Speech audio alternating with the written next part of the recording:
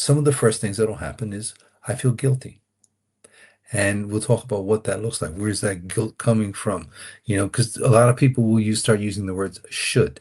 I should, and then fill in the blank. And shoulds are like taking a stick and beating ourselves with it. It just doesn't make any sense.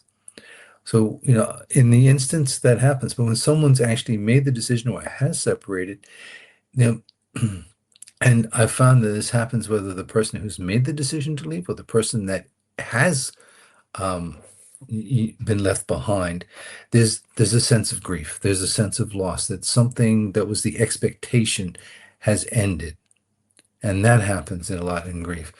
Um, Particularly when there's kids, there can be this sense of overwhelming guilt. How do we handle the kids? Where the kids should be having this and having that. And there's a lot of shoulds that people use in language.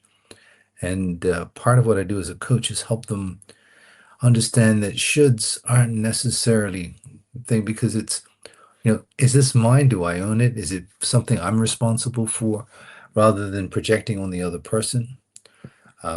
So guilt is often just a misplaced emotion around something that, we don't understand why it's happening to us. And all of these factors can lead to an overwhelm. So, but this,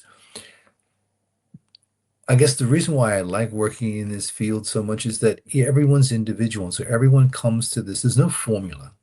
It's like five stages of grief. You're not going to experience them, one, two, three, four, five. You're not going to have, I'm making a decision to leave, so I feel guilty, and now I'm going to go through some fear. I'm gonna have a little anger, and then I'm going to be through this other side. I'll have some grief, and now I'm done. It's a process that there's no linear way of doing it because our biological body and emotional body and spiritual body isn't linear.